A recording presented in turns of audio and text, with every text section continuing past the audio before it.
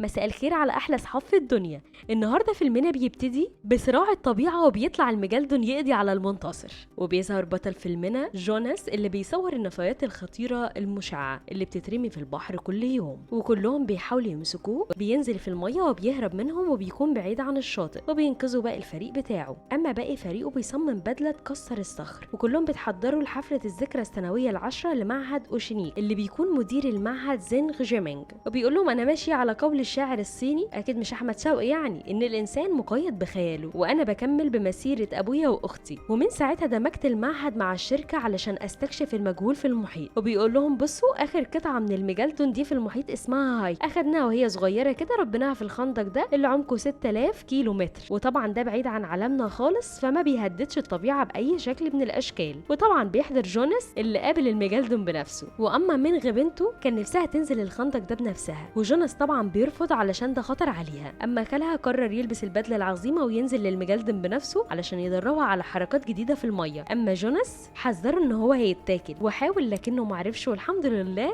طلع سليم. في الوقت ده هايكي الميجالدون الصغيره طلعت الخندق من فوق. اما الفريق حضر حاله وراح لمانوان مركز البحوث البحريه، وبداوا يجمعوا غواصاتهم اللي هم غواصتين علشان يجمعوا عينات صخريه من تحت المماس الحراري. المماس الحراري ده منطقه بتكون فاصله ما بين اللي فوقها واللي تحتها، بحيث في اختلاف في درجات الحراره شاسعه. وهم طالعين بالغواصه طلعت منغ مستخبيه في الغواصه نفسها، وللاسف قابلوا الميجالدون الصغيره وهربوا منها. وهم داخلين للمماس الحراري وقتها لقيوا ان هايكي الميجالدون الصغيره وراهم، مش عشان تقضي عليهم، لا علشان تقابل امها الكبيره، ودي كانت اكبر ميجالدون يقابلوها في حياتهم. وطبعا فعلوا كل اجهزه الامان ضد المفترسات ودخلوا بالغواصات لمجال الاستكشاف، وبيلاقوا محطه استكشاف تانية. ولما بيقربوا منها طلع ان في غواصه تانية حاطه متفجرات ودمرت باطن الارض وقلبتها عليهم كلهم. واما خال منغ كان في المحيط وغواصته اتفقدت. اما جوناس كلم ماك مدير المحطه انه يتصرف ويبعت له مركبه انقاذ، ولكن ماك بلغه قال له للاسف يا جوناس بطاريات لوحه التحكم معطله وشكلها بفعل فاعل. اما جوناس قال له ما قدمناش غير اننا نغوص ال 25 كيلومتر دول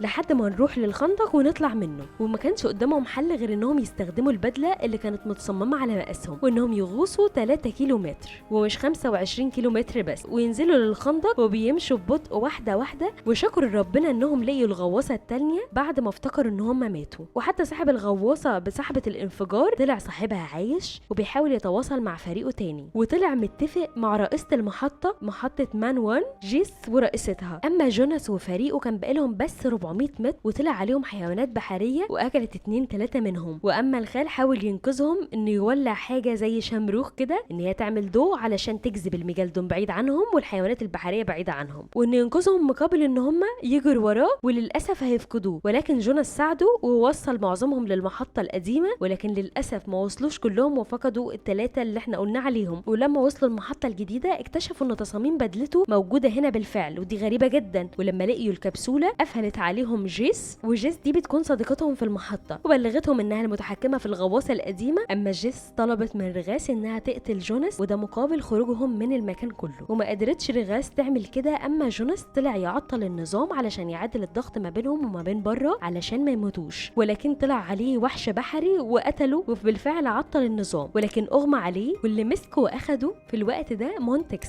اللي كان مسجون 3 سنين وكان ماسك قبل جوناس المحطه، وكان طبعا متغاظ منه جدا وحاول يقتل جوناس ولكنه معرفش. وباقي فريق جوناس بيحاول يهرب وهربوا فعلا. ولما ست الكل عرفت ان باقي الفريق عايش بعتت 3 طيارات علشان يخلصوا عليهم كلهم. اما ماك اكتشف ان جيس هي اللي عطلت المحطه من كاميرات المراقبه. وطبعا جوناس وفريقه لقي الغواصه انها غير مفعله ضد الحيوانات المفترسه، وابتدى يطلع الخال بسرعه علشان يفعلها من الجهاز نفسه، ولكن للاسف الميجالدون عطله وعطل الغواصه كلها، ولكن بسرعه لحق على اخر لحظه. اما جيس وصلت لماك، وطبعا ماك ودي جي حاولوا يعملوا اي اختراع بالصعق الكهربي في ان هم يطفشوهم بعيد عنهم، ووصل الفريق للمحطه. اما ماك وصاحبه دي جي حاولوا يهربوا لكنهم اتمسكوا. اما جوناس وصاحبه انقذهم، وطلع مونتكس الحب بتاع جيس. واما جيس وهي بتكلم مونتكس حبيبها والمديره بتاعتها اللي بتقول لها ايه رايك يا جيس تحبي تترقي امتى، قالت لها بصي ده ازاز مقوى ضد الميجالدون ما ينفعش يهجم علينا، وهجم عليهم الميجالدون واخد حبيبته بالحضن. اما جوناس وفريقه لذ بالفرار من المحطه، ووراه فريق جيس، وطبعا الميجالدون اتسلى بيهم على طول. اما مونتكس كلم مديرته وقال لها لازم نقضي على الباقي. اما الخال قال لهم دي الخريطه وهنروح على الجزيره الترفيهيه على بعد 6 دقائق اللي هنكون فيها كلها في امان، اللي ما بقتش ترفيهيه خالص، لان طيارات مونتكس راحت لهناك، وكمان الميجالدون راح وكمان الوحوش البريه وصلت لهناك بالفعل. وحاول جوناس وفريقه يحذر الناس اللي موجوده على الشط، ولكنهم استتفهوا كلامهم وحاولوا يرشوا عليهم ميه. وفي وسط ما الناس كلها مندمجه، وصلت الوحوش البريه مع الوحوش البحريه، وست الكل وهي في طيارتها نزلت لانها خايفه، لقت حيوان بري التهمها وخلص عليها. اما جوناس راح ورا الثلاثه الميجالدون علشان يخلص عليهم، اما ريغاس وديجي حاولوا يهربوا وفعلا نفدوا. وبعد ما جوناس قضى على واحد بيدور على التاني، وطبعا منغ لما شافت حد بيغرق راحت تنقذها، واما الخال لما شاف منغ ما استناش وراح ينقذها هي التانيه. وجوناس طبعا ساب كل حاجه وراح ينقذ منغ. واما مونتكس وصل لجوناس، وطبعا جوناس وصل للشط علشان طلع ان في هناك اخطبوط بيموت الناس، وطبعا الميجالدون وراه لحد ما وصل له على الشط، ومونتكس كان وراه في نفس الوقت لان هو بيسرعه على طول لحد ما وصل له. وطبعا جوناس عرف يتخلص من مونتكس. اما الخال اخذ الاخطبوط وحط فيه القنابل، وقبل ما يموت وصل الميجالدون عشان ياكله. وطبعا الاخطبوط العملاق هاجم على الميجالدون ولكنه هرب وراح للخال اللي بينقذ ماك، ولكن جوناس انقذهم ووصلوا للشط. وديجي مستمتع بالجمهور وبيشربوا في نخب صداقتهم، ما بقتش مدينه ترفيهيه خالص. وبفكركم ان ده الجزء التاني من زماج. اشوفكم على خير يا صحابي في فيلم المره اللي جايه، وقولوا لي ايه اكتر فيلم عجبكم حابين ان انا الخصه المره اللي جايه.